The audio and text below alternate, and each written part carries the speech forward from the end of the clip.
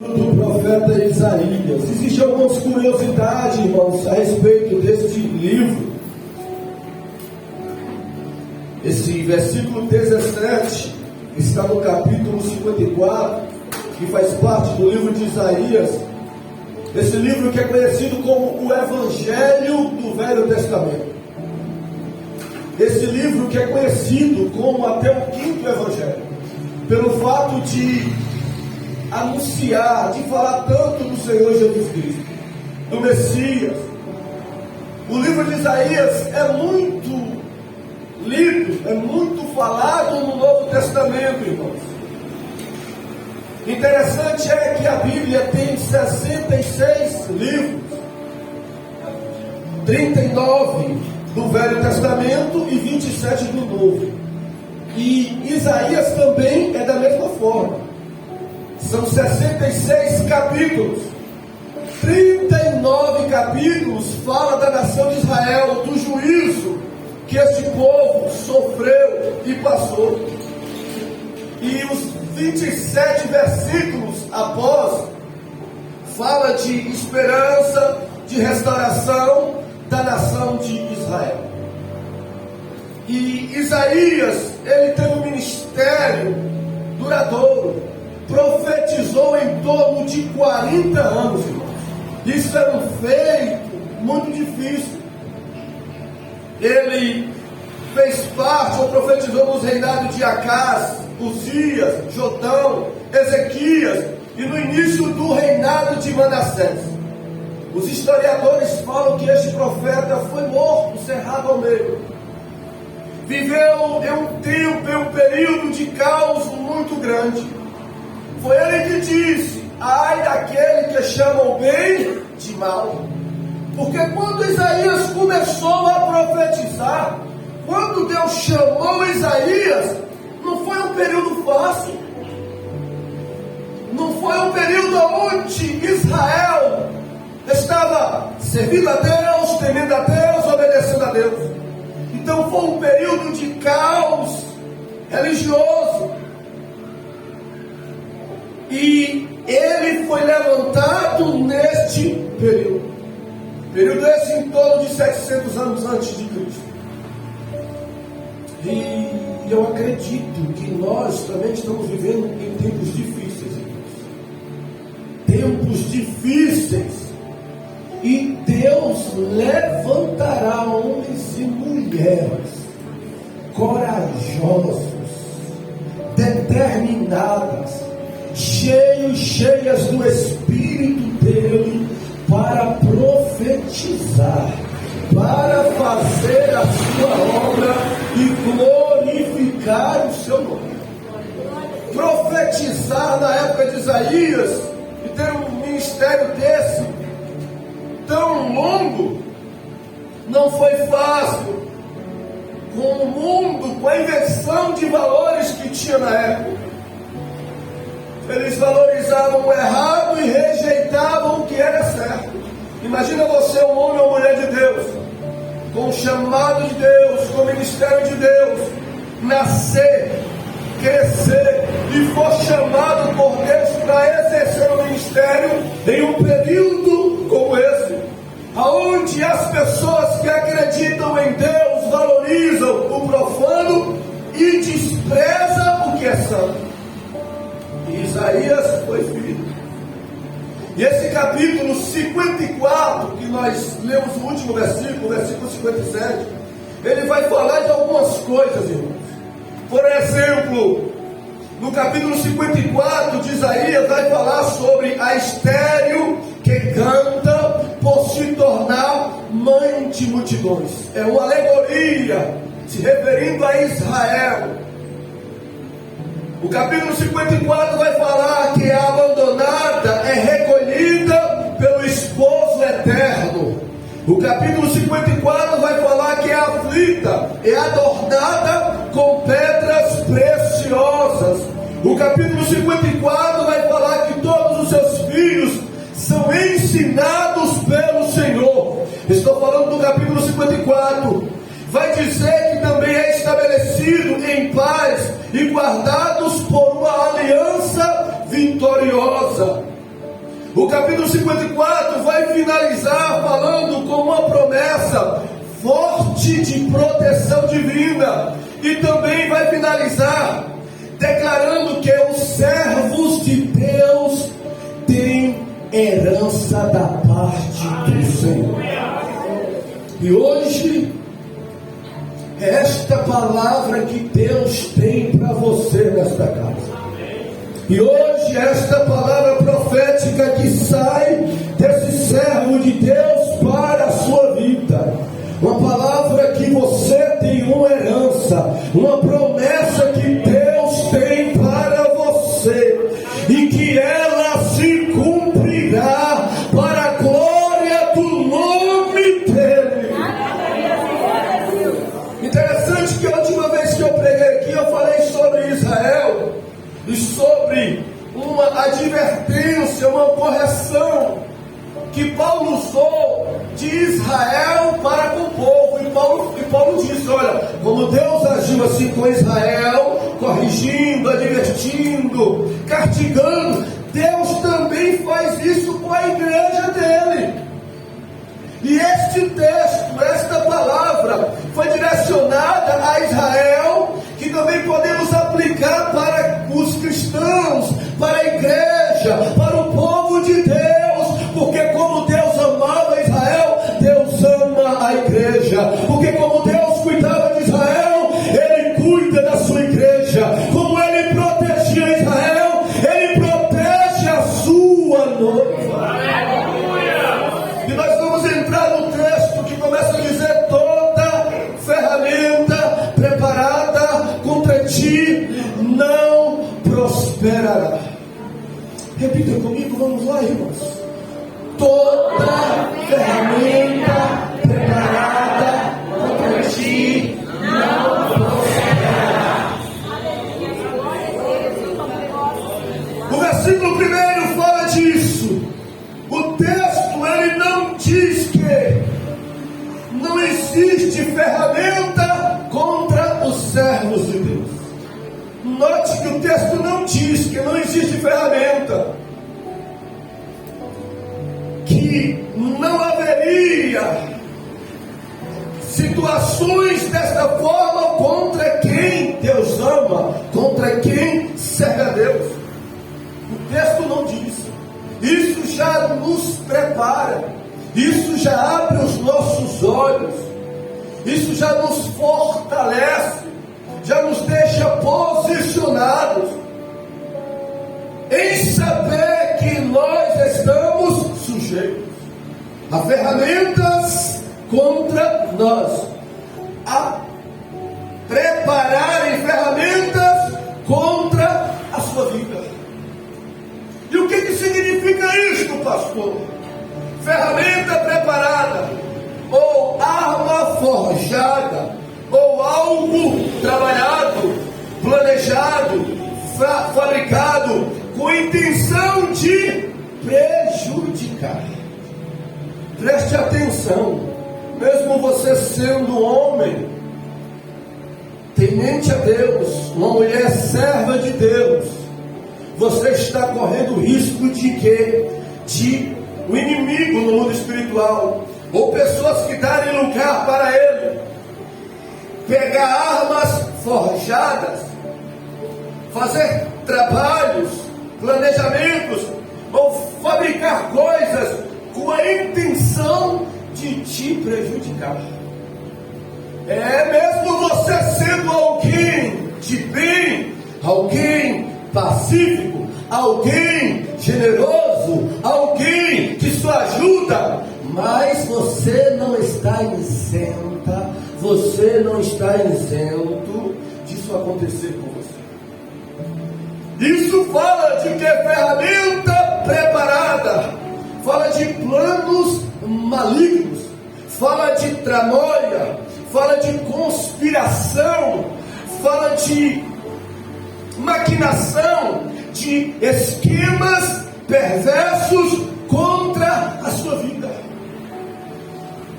Irmãos, pasmem, mas é verdade.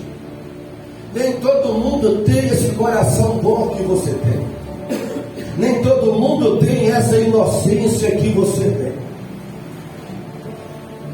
Nem todo mundo quer o bem de todo mundo como você quer. Nem todo mundo é justo como você é justa. Existem ferramentas preparadas, armas forjadas, algumas coisas planejadas, trabalhadas, fabricadas com intenção de te prejudicar. Isso significa o que, pastor? Significa ataques, investidas, incursão ou incursões físicas e no mundo espiritual. Olha como é bom ouvir a palavra de Deus. Veja como é bom estar num ambiente como esse. Porque muitas das vezes você, sem saber do que está acontecendo em sua volta, você sem imaginar do que está tramando contra você, aí você vem na casa de Deus, o Espírito de Deus me dá esta palavra ainda ontem à madrugada, para trazer nesta noite, para te instruir, para esclarecer, para trazer à tona todos os planos do adversário, do inimigo contra a sua vida. Eu me lembrei de profeta Eliseu, quando o rei do exército inimigo planejava destruir o povo de Israel, e ele pensava, naquela época não tinha drone, não tinha satélite, eles ficavam sabendo que Israel ia passar por um lugar, e eles armavam uma arma forjada para pegar Israel. Quando eles faziam, o profeta Eliseu em casa orando, Deus falava: Eliseu, o rei inimigo está tramando contra meu povo, avisa o rei para mudar a rota. O profeta ia lá e falava, e Israel escapava daquele laço do inimigo. Como é bom servir a Deus, irmãos. Deus é um Deus onisciente, que nos livre, que nos guarda. Mas o que significa isso, pastor? Isso pode significar inveja, opressão espiritual, perseguição, injustiça, ciúmes e tantos outros, irmãos, que existem por aí. E a promessa para os servos não é que não haverá ferramentas preparadas contra eles. A promessa de Deus para Israel e para você não é que não vai haver ferramenta preparada contra você, não é que não vai haver inimigos, não é que não vai haver guerras, não é que não vai haver laços, não é que não vai haver ataques. A promessa de Deus é que não vai prosperar contra a sua vida.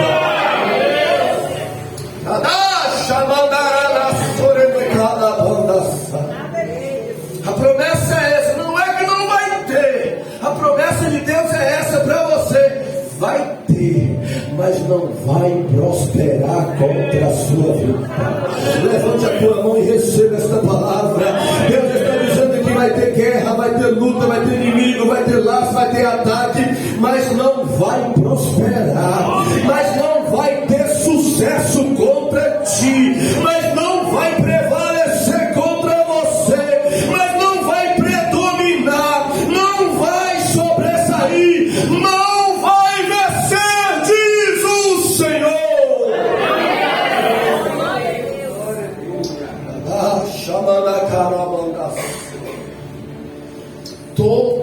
Toda ferramenta preparada contra ti não prosperará. Aleluia. Mas o versículo não termina aí, o versículo diz assim: e toda língua que se levantar contra ti em juízo, tu a condenarás. Note que agora o profeta, inspirado pelo Espírito de Deus, vai falar que o inimigo vai mudar como que de estratégia. A ferramenta não deu certo, a investida não teve êxito. Aí o que ele vai fazer? Ele vai desistir? Não. Aí o profeta vai falar agora que ele vai mudar a estratégia, o método, a tática. Se com laço não dá para pegar ela, se eu armo eu não consigo pegar ele, o Deus dele está livrando, não está prosperando os meus planos, os meus objetivos malignos. Eu vou mudar a estratégia contra ele e contra ela. E qual é a estratégia, profeta? A estratégia não vai ser com espada, não vai ser com lança, não vai ser com flecha, porque nada disso prosperou contra Israel. Aí ele mudou para quê? Para a língua. Ele vai usar a língua agora como uma ferramenta contra Israel. E essa guerra aqui, irmãos, é uma guerra invisível, porque você não vê. O inimigo vai usar esta tática, esta ferramenta contra você, e essa forma vai usar palavras de maldições contra a sua vida. Ele vai usar acusações contra você. Ele vai usar julgamentos, fofocas, calúnias, difamações, maledicências, mentiras ao teu respeito. E às vezes você não sabe disso. Todo mundo sabe, menos você. É uma estratégia, é uma arma que o inimigo está usando, porque as ferramentas que ele preparou não teve êxito. Aí ele mudou de estratégia. E a promessa de Deus, irmãos, para você, servo e serva de Deus, não é que ele vai te livrar da língua que se levantar contra você. Ninguém tem esta promessa, que Deus vai isentar de que alguém não te defame, de que alguém não tente manchar a sua reputação, de que alguém não venha fazer julgamentos ou fofocas ao teu respeito, difamações ou maledicências. Você não está isenta. Deus não prometeu isso no texto para ninguém. Todos estão sujeitos a passar por esta estratégia maligna. E a promessa é qual então, pastor? A promessa é: tu a condenarás.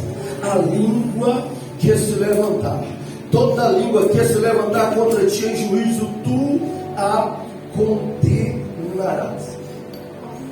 Ou seja, Deus prometeu a Israel que Israel não seria envergonhado.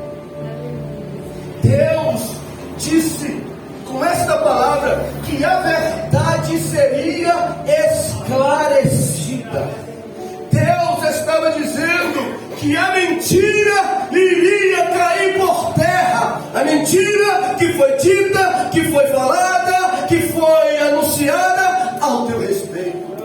Deus não vai permitir ela continuar de pé. A promessa de Deus é essa: não nos isentar, mas é que no final você não será envergonhado. É que no final as coisas serão esclarecidas. É que no final a mentira vai cair por terra. É que no final você não será desonrado, você não será ridiculada, você não será exposta.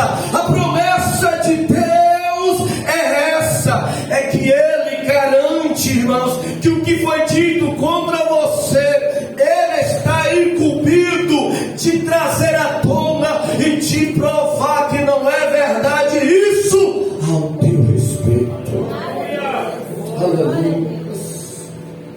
E o versículo vai dizer ainda: esta é a herança dos servos do Senhor. Preste atenção. Esta é a herança do servo do Senhor. Qual é a herança? Herança, Isaías: ferramenta preparada, não prosperar, e língua que se levanta, ser condenada.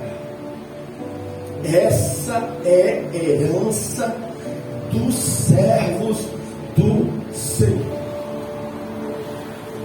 Alguém pode até perguntar: por que Deus luta tanto por você? Por que Deus luta tanto pelo povo dele? Ao ponto de desfazer as ferramentas preparadas contra você, ao ponto de lançar por terra as palavras que se levantaram ao teu respeito. Aí o texto vai dizer: sabe por que Deus faz isso? Porque este povo é servo dele e tem uma herança dele. E Deus entra nesta peleja. E o que é herança, meu irmão? Herança é um legado, herança é um direito. Só que eu achei interessante, meditando nesse versículo, irmãos, em algo, que a herança não é algo que você implora para você receber. É algo que você vai receber porque é direito seu. Você vai receber. Deus está no céu. É um direito garantido seu, como herança. Porém, para alguém ter direito a uma herança, o que é necessário? Que o testador morra. Ninguém recebe uma herança ou o testador vivo. É necessário o testador morrer para que o povo receba, ou alguém receba a herança. Então o texto está falando de uma herança. Mas para ter a herança do Senhor, é necessário alguém morrer. Aí eu fui entender, por isso que o capítulo 53 antecede o 54. Porque o 54 fala de promessa e de herança de Deus para o povo dele. Mas o 53 vai falar da morte, do sofrimento, da dor, da vergonha que Jesus passou. Jesus morreu e ressuscitou e está para voltar. E aqueles e aquelas que são servas e servos dele têm uma herança. Acredita na morte dele, pertence a ele e tem uma herança da parte de Deus. Aleluia. Eu vim profetizar nesta noite que você que é servo, você que tem em Jesus, você que tem ele como seu Senhor, como o texto diz, você tem uma herança da parte dele. Ele morreu e você acredita nisso. Ele ressuscitou e é Senhor e você tem ele como seu Senhor. Ele tem uma herança para você, herança essa de proteção. Ele tem uma herança, deixou herança para você, herança esta de defesa. Ele deixou herança para você, herança esta de vitória. Ele deixou herança para você, herança esta de justiça. Ele deixou herança para você, herança esta de salvação. Ele deixou herança para você, herança esta de libertação, de livramento, de provisão, de paz e de céu, como a irmã Simone cantou aqui nesse instante. Herança de Deus para os servos que crê em Jesus Cristo. Toma posse da palavra de Deus para a sua vida. Aleluia. Só que o versículo não termina aqui. O versículo ainda vai dizer, além de dizer que esta é a herança dos servos do Senhor, vai dizer: e a sua justiça que vem de mim, diz o Senhor. Olha que interessante.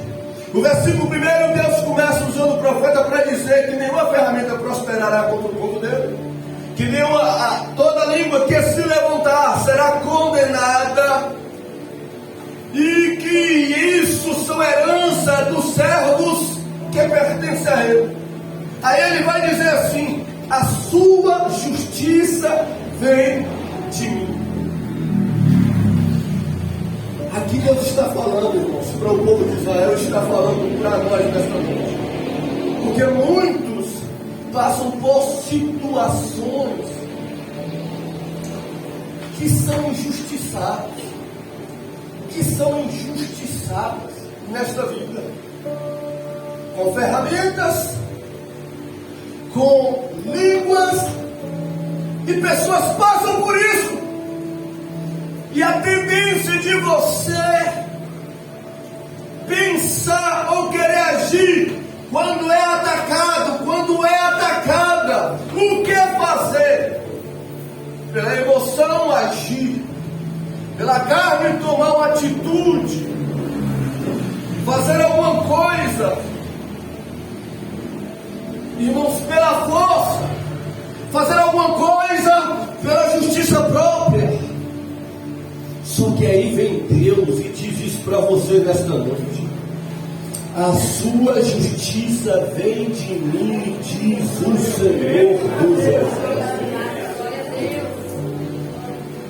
Como se Deus dissesse: controle as suas emoções, jejue para mortificar a sua carne, não usa a sua força, não tome qualquer outro recurso. Por que Deus? Ele está falando: porque a tua justiça tem origem. A tua justiça tem origem. A tua justiça é validada por alguém que é superior a você. A tua justiça é concedida e ela é feita por mim, diz o Senhor.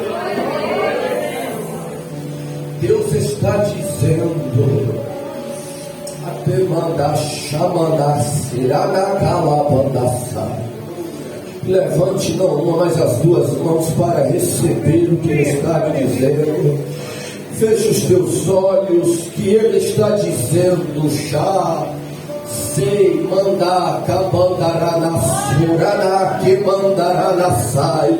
Eu vou te justificar, eu vou te valer, eu vou te defender, eu vou te amparar, eu vou te socorrer, eu vou te honrar, diz o Senhor.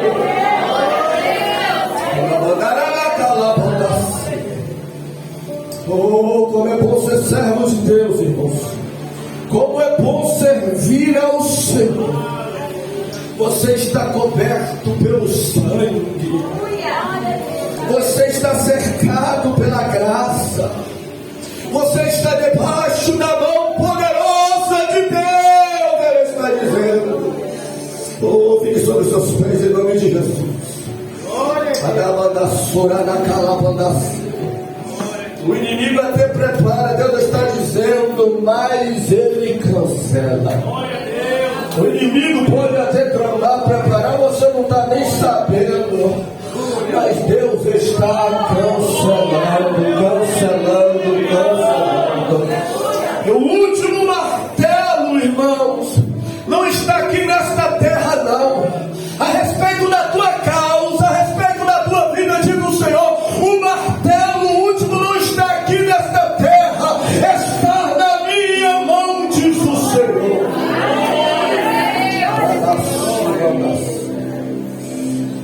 Êxodo 14:13, ele diz assim: olha, estais quietos e vede o livramento do Senhor. Estais quietos e vede o livramento do Senhor. Aleluia. Salmo 46:10, ele diz: aquietai-vos e sabei que eu sou Deus. Aquietai-vos e sabei que eu sou teu Deus. Aquieta o teu coração, aquieta a tua alma. Saiba que você tem um Deus. Saiba que você tem um Senhor que luta, que peleja, que guerreia por ti. Deuteronômio 3:22, ele diz: não temais, porque o Senhor vosso Deus é o que pelejará por vós. Deus está dizendo: não tenha medo. Não tenha medo, eu é quem vou te justificar, eu é quem vou pelejar. Oh, você pode adorar.